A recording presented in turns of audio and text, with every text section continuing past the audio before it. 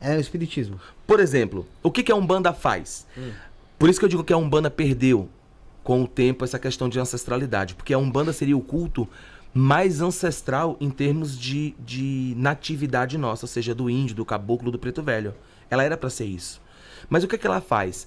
Ela pega o seu Exu e diz que é um tranca-ruas. Quando você vai ver, é um cara que morreu de acidente. E que ele assumiu o papel de tranca-ruas. E eles ainda têm a audácia de dizer que o Exu, muitas vezes, ele erra. Cara, desculpa, eu não quero um guia que erre.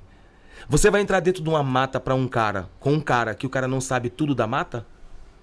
Ah, mas o Exu tá aprendendo comigo. Desculpa, eu preciso entrar na mata fechada onde eu tenho que entrar com um profissional, que ele saiba onde tem onça, aonde a gente pode dormir. Então a Umbanda, ela perdeu isso, infelizmente, a grande maioria. Então, quando a gente fala de Umbanda, a gente fala de um culto de resgate a espíritos. Quando a gente fala de Quimbanda, a gente fala de resgatar a nossa ancestralidade. Então, se o morcego está na vida da Mameto Thaís, existe um grau sanguíneo entre eles. Se o Tata Caveira está em minha vida, existe um grau sanguíneo. Não importa se isso está lá atrás de um decavô, um ex-avô, então, mas existe uma ligação com esse espírito. Um Exu que está ali na sua vida, regendo sua vida, pode ser, por exemplo, o seu pai, seu avô? Algum ente não, porque quando a gente fala de... É aí que está a grande questão. Boa pergunta. Quando a gente fala de Exu, a gente tem que entender que tem que haver essa dessensibilização. Um avô, uma avó, sei lá, um pai, quando a gente perde, ele vai de alguma forma passar a mão em nossa cabeça. Um Exu, ele demora tempos para ele passar por uma maturação, para que ele não tenha essa sensibilidade. Para ser profissional ali. Para ser pró, porque o que é certo, o que é errado e acabou.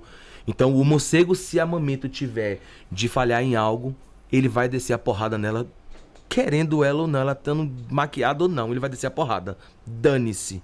Por quê? Porque ele é um ancestral não tão próximo. Então, necrolatria, mas não de... A gente inclusive considera como níveis, tá? A gente bota a questão de grau primeiro, grau segundo, porque existe isso pra nós. Então a nossa Quimbanda, ela divide.